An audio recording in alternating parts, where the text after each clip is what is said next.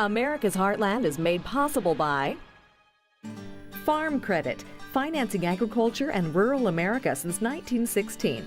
Farm Credit is cooperatively owned by America's farmers and ranchers. Learn more at farmcredit.com. Crop Life America, representing the companies whose modern farming innovations help America's farmers provide nutritious food for communities around the globe. Hi, I'm Sarah Gardner.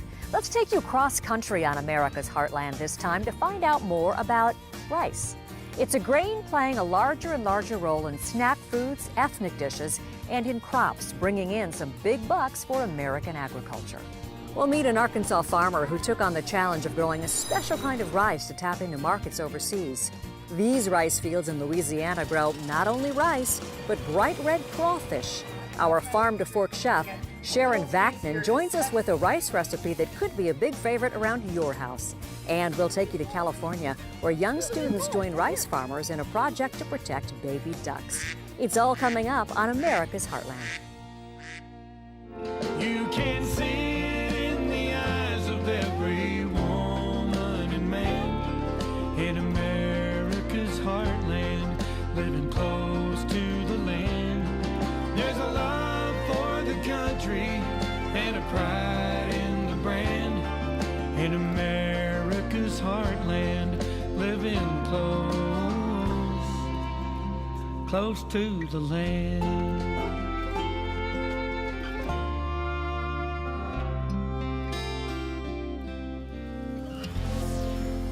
When it comes to crops in the heartland, these fields of green are some of the most striking. We're in the heart of California rice country. We're still several weeks away from harvest, but the rice here will eventually make its way to your dinner table and to consumers overseas. Rice is an important dietary staple in many parts of the world and growing more and more popular in the United States. Americans are consuming 3 times the amount of rice they ate 40 years ago. Now, you may only associate rice with ethnic dishes or Asian cuisine, but you'll find the grain in rice cakes, snack chips, breakfast cereals, even beer.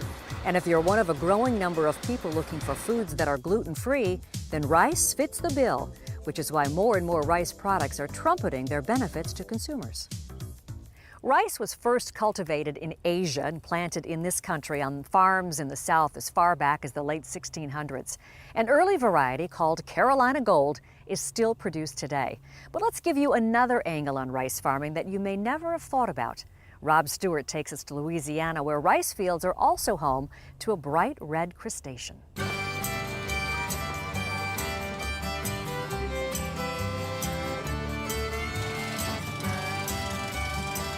On any day between October and June, you're likely to find multiple members of the Benoit family working the fields on their Louisiana farm, hauling in a catch of red swamp crawfish. Crawfish really is a way of life here in Louisiana, isn't it? It's a big part of our life. Yeah. What would you do without it? I don't know. I've been doing it over 30 years. Crawfish have been harvested in the Bayou State since the 1880s, but real production didn't begin until the 1960s, when farmers began reflooding rice fields to encourage a crawfish habitat. We enjoy it. My wife enjoys it. She runs ponds. You can see my grandkids, they enjoy it. My son's in it. And hopefully, even my younger grandkids are going to get into it. Hurricanes Katrina and Rita in 2005 affected both crawfish production and demand. Yields have rebounded in recent years, cementing Louisiana's position as the #1 producer of crawfish in the United States. Using a boat powered by a hydraulic wheel, the Benoits farm 1,000 acres, about 3 hours west of New Orleans. The crawfish are captured in baited pyramid traps, then transferred to 30-pound sacks. On a good day, the family will harvest 400 to 600 pounds of crawfish. The amount of crawfish they catch depends in part on how much rain falls, because the pregnant females bury themselves beneath the soil and only re-emerge with their young when the rice fields are reflooded in the fall and winter months. They're going to come back at the end of September, November, with young ones under the tails. Hopefully they can drill down deep enough to have an adequate water supply where they can stay through their dormancy till we get the right rain in September and October to come up.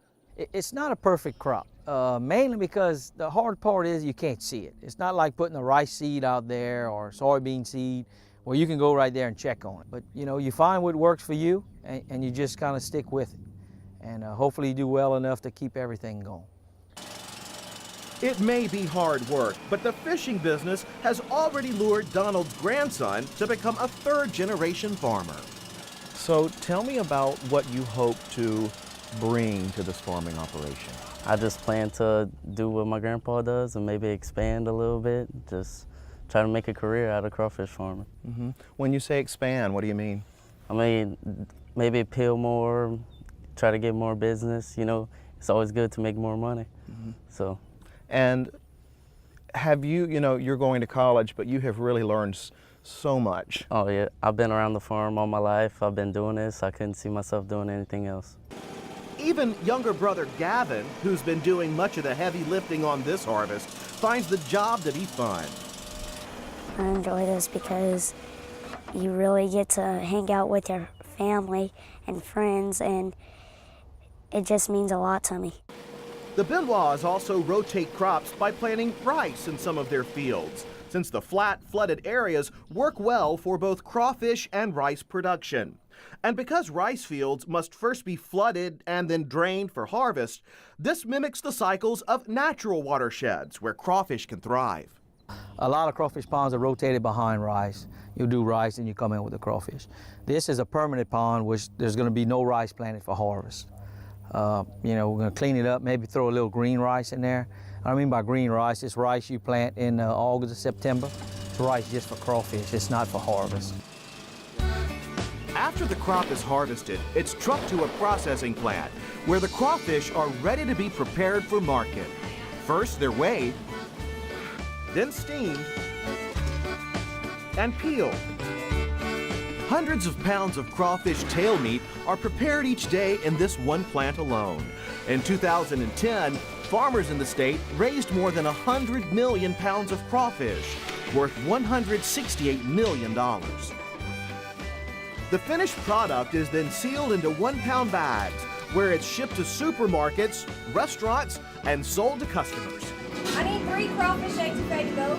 Locally, the crop becomes the catch of the day at Johnny's Drive-In, where it's served over a bed of rice with a side of fried catfish and all the fixings. All right, everybody, let's eat.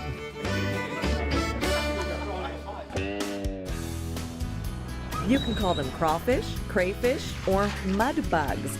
There are some 350 varieties of crawfish in the United States. And how's this for patriotic? Crawfish come not only in a red species, but also white and even blue. You know, I mentioned earlier that Americans are consuming more than 3 times the amount of rice they did 40 years ago. But even with those numbers, about half the rice raised in this country makes its way to consumers overseas. But getting a crop into overseas markets can be a challenge for American farmers. We met one farm family in Arkansas who met that challenge. It's a familiar sound during rice planting season. Aerial spraying on this family's fields of grain.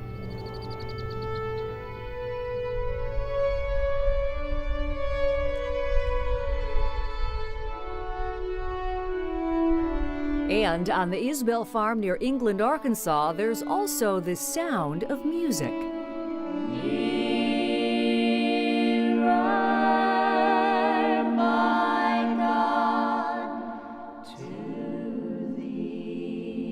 Gathering the family together in music and song has become a tradition when celebrating a new silo on the farm.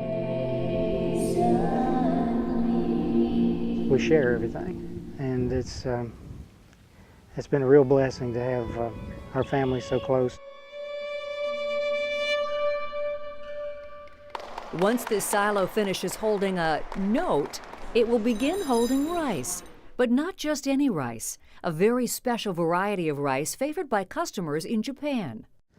The rice is sweet and it's smooth on your tongue, and when you bite it, it doesn't quite bite into, but it springs back. Arkansas farmers planted more than 1.3 million acres of rice in 2008, mostly long and medium grain varieties. But the Isbell family also raises a special variety, once only found in Japan. That effort sprung from a 1988 conversation with a Japanese rice expert. He was telling me about the differences in the rice in Japan. He was telling me that one rice was better grown in the northern part, one in the southern part, and he asked me about Arkansas, and I told him as far as I knew, you just put gravy on it and eat it. And then he said, but you can't grow that in the United States. And so I just said to myself, I bet you can. So Chris and his father Leroy successfully planted test plots of kasha hikari rice. They had a taste test and had the Japanese rice and then the American rice. And they all checked it, and Chris's rice come out first. Changes in trade laws ultimately opened Japanese markets to the family's rice, and the Isbells gained celebrity status overseas. But growing the specialty crop demands exacting attention to fertilization and protein levels. I know Japanese rice is a finicky type of crop to grow. What are some of the challenges that you've had? It has a weak straw. When it matures, it falls over. And that's a difficult thing. We have specialized equipment to deal with that, but it's still not fun. Flat fields and natural wetlands encourage rice production in Arkansas. Farmers flood fields to control weeds and protect soil nutrients. Managing levees is very time-consuming when you farm a lot of ground. That's about all you do. That's the biggest part of growing rice is managing the water. To alleviate that concern, laser technology is used to level the tiered fields, clearing the way to improve production. And with planting, spraying, harvesting, and marketing, it's an operation that involves every member of the Isbell family. We're so close. Everybody feels everyone else's pain because we're all in the same boat. So far, that boat's been good sailing for a family that took a chance on a new crop. A happy ending that strikes just the right note.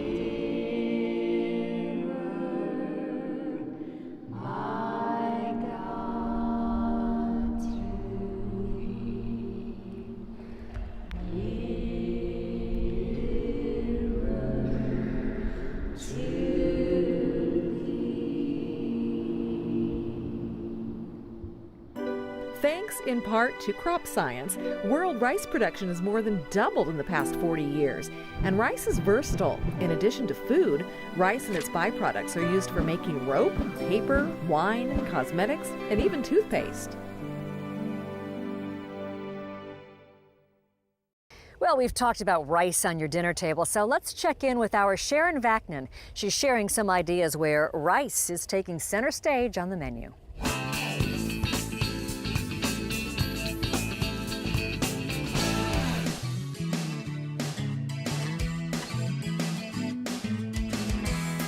Rice is a staple in any household, but it's usually just a boring side dish. With over dozens of varieties to choose from, basmati, short grain, long grain, rice can actually be the star of a meal. We're making hearty rice-stuffed Cornish game hens roasted on a bed of rice. Then for dessert, we're making my take on rice pudding. First, we need to prep the ingredients for stuffing the Cornish game hens. So I've got half an onion here. Throw these guys in the pan. And we want to get this to a point where the onions are nice and brown. All right, we'll let those settle in, and now let's get started on our garlic. All right, we're also gonna add some carrots. Our onions are brown, so we'll throw in our carrots and garlic. And at this point, we want to add our spices so that they can bloom a little bit in the pan before the rice goes in. So we'll add cumin, cinnamon, little red pepper flakes. And as soon as they hit the pan, you can smell all those exotic spices. And now we'll throw in our dried fruits, and here you can get creative. I'm using dried cranberries and golden raisins, but even dried apricots would be good here. Raisins, regular raisins would be good too. I'm also throwing in pistachios, another place you can get creative. So sliced almonds are good, walnuts would also be great. Whatever you have in the pantry will probably work here. That's why I love this dish. Now that all of these ingredients have mingled, we can throw in our brown rice. So I've already cooked 1 cup of brown rice in chicken stock. So since it's cooked with chicken stock, it's actually got a nice color too. But it's also going to pick up all of those spices and flavors from these ingredients. The difference between short grain and long grain is that short grain has a lot more starch. So it tends to be creamier and it tends to stick together, whereas long grain is a little fluffier. So our stuffing is actually all set and we can get ready to stuff our Cornish hens. All right, so I've brought these Cornish game hens to room temperature and now it's time to stuff them. So our rice stuffing has cooled. We'll go ahead and start piling it in. We'll hit them with a little salt, pepper, a little bit of paprika too. Hit them with a little olive oil, and then a little massage before they go into the oven. All right, so we'll fill in all of these gaps with our rice. On top go our hens, right on top of these onions. The idea is that they're not sitting in the chicken stock, which we are adding to the rice so that it doesn't dry out. So now we'll put this in the oven at 400 degrees until these juices run clear, about 40-45 minutes. So while our Cornish game hens are roasting, it's time to make our rice pudding. And I promised it would be my take on rice pudding, and you'll see why in just a moment. But first, we need to continue cooking this arborio rice. I already prepared about 1.5 cups of rice here, and now I'm going to add milk.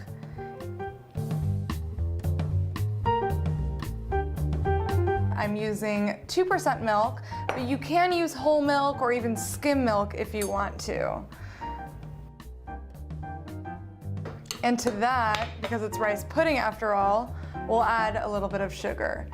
Okay, so that'll come to a simmer. It'll simmer for about 20 minutes until the rice has soaked up all of the milk. Meanwhile, we'll work on the topping. So what we're making are caramelized peaches. Quarter our peaches, and now we'll coat them with a little butter. That will add sugar, cinnamon, and vanilla.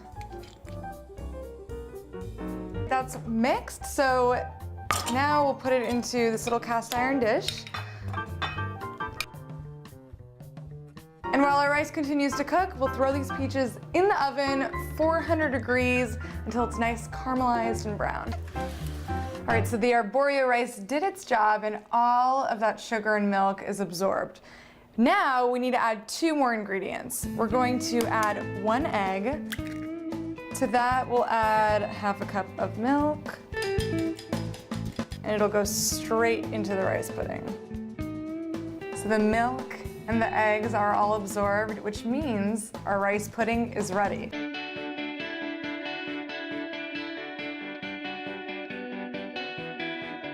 So we've made our rice pudding using arborio rice for its starchiness and creaminess, topped it with a delicious roasted peach. And of course, we've got our Cornish game hens stuffed with rice, roasted on a bed of rice, and I have to tell you, it looks and smells amazing. And I think we can agree, we've proven that rice can be the star of any meal. So let's dig in. Dessert first.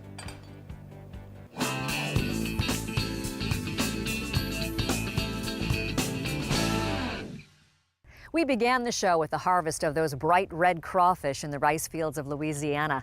Let's take you to another rice field, this one here in California, where the search is on for something quite different. It's an animal welfare effort by one family farm to protect some of our feathered friends. Who is from Mr. Hill's Shasta class? Oh, right on.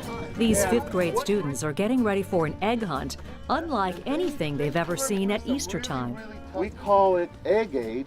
It is rescuing eggs from getting kind of destroyed as we start farming. The official egg aid, like today with the kids, started maybe 12 years ago when we said, what a great opportunity to be able to show local kids how the environment and farming really can interact with each other, and it can be really positive for both. The egg aid hunt is taking place on the Lundberg family rice farm near Marysville in Northern California. The young students use noisemakers to flush out mallard ducks that nest in the cover crops planted on the farm after the autumn rice harvest.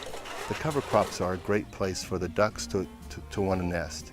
And so over the years, we thought it's really would be wonderful if we could rescue those eggs and not just mow them down.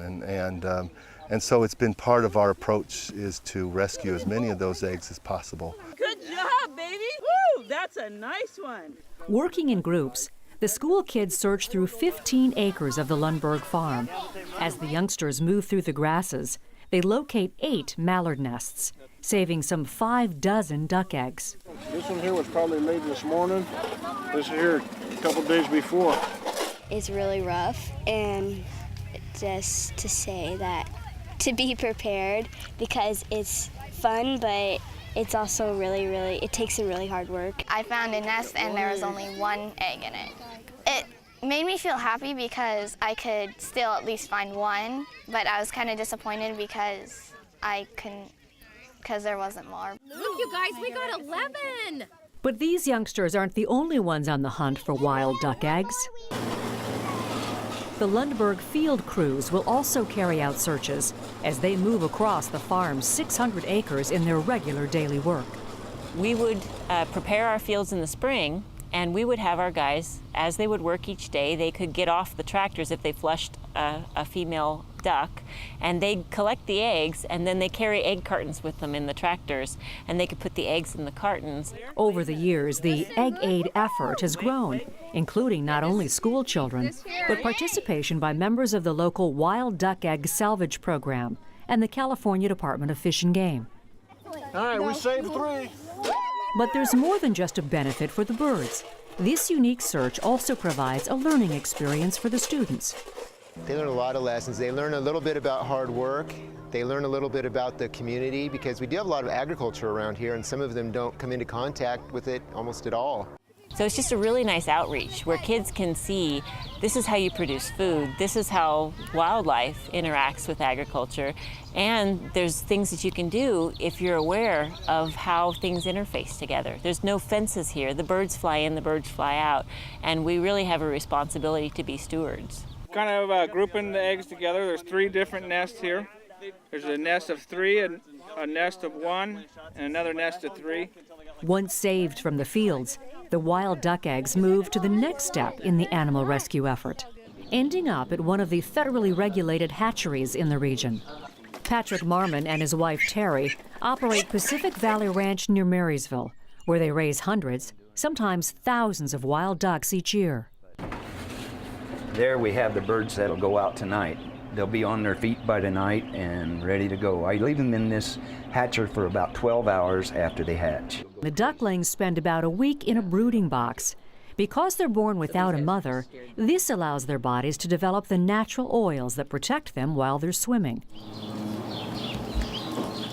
And from there, they spend the next 4 weeks maturing.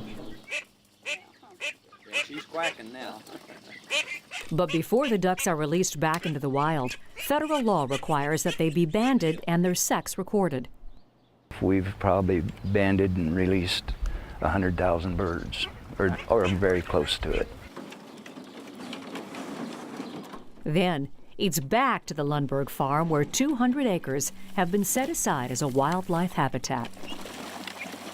We like to release them at 5 weeks. They're yet a week and a half from flying, and they have time to imprint on the habitat we release them in, and most of the hens will come back next year and lay in this very habitat. The hope is that the ducks will see the protected marshland as home, returning here after migration instead of the rice fields.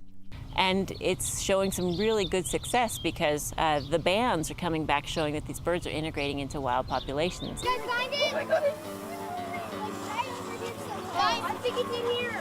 Those taking part see Egg Aid as the kind of cooperative effort that farmers and environmentalists can successfully carry out, bringing with it an activity that also lets youngsters focus on the future. They learn what's around them. They learn about helping someone outside of themselves. There's some environmental science here too, and so it's a pretty unique opportunity to combine all those things into one.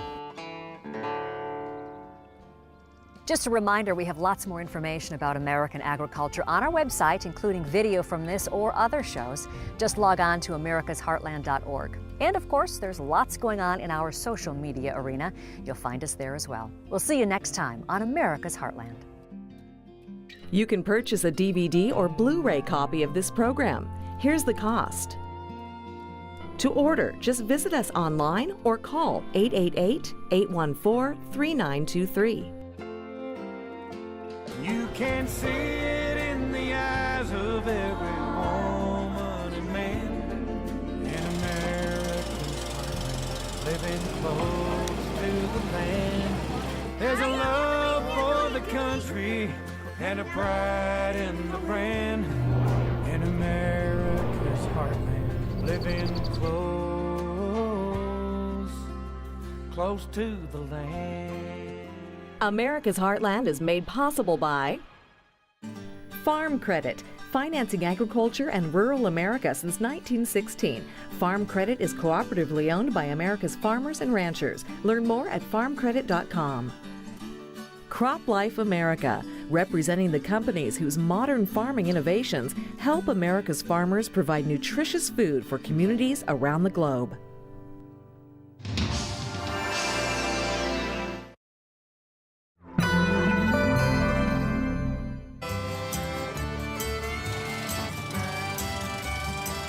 On any day between October and June, you're likely to find multiple members of the Benoit family working the fields on their Louisiana farm, hauling in a catch of red swamp crawfish.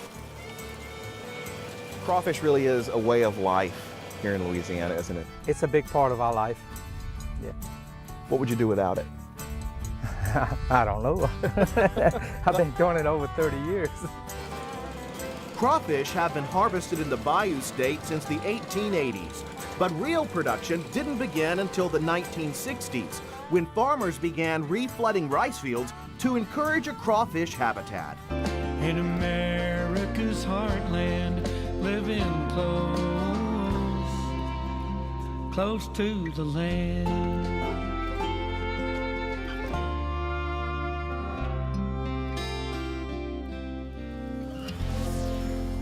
When it comes to crops in the heartland, these fields of green are some of the most striking.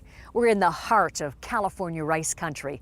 We're still several weeks away from harvest, but the rice here will eventually make its way to your dinner table and to consumers overseas.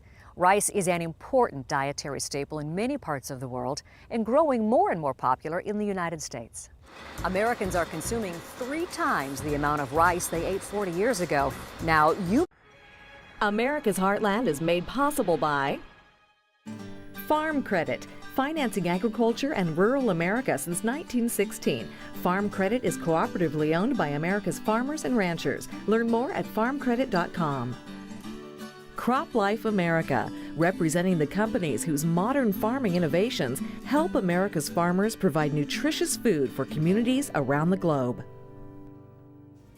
Hi, I'm Sarah Gardner. Let's take you cross country on America's Heartland this time to find out more about rice. It's a grain playing a larger and larger role in snack foods, ethnic dishes, and in crops, bringing in some big bucks for American agriculture. We'll meet an Arkansas farmer who took on the challenge of growing a special kind of rice to tap into markets overseas. These rice fields in Louisiana grow not only rice, but bright red crawfish. Our farm-to-fork chef, Sharon Vaknin, joins us with a rice recipe that could be a big favorite around your house. And we'll take you to California, where young students join rice farmers in a project to protect baby ducks. It's all coming up on America's Heartland. You can see it in the eyes of every woman and man in America's heartland, living close to the land. There's a love for the country and a pride in the brand. may only associate rice with ethnic dishes or Asian cuisine, but you'll find the grain in rice cakes, snack chips, breakfast cereals, even beer. And if you're one of a growing number of people looking for foods that are gluten-free, then rice fits the bill, which is why more and more rice products are trumpeting their benefits to consumers. Rice was first cultivated in Asia and planted in this country on farms in the South as far back as the late 1600s.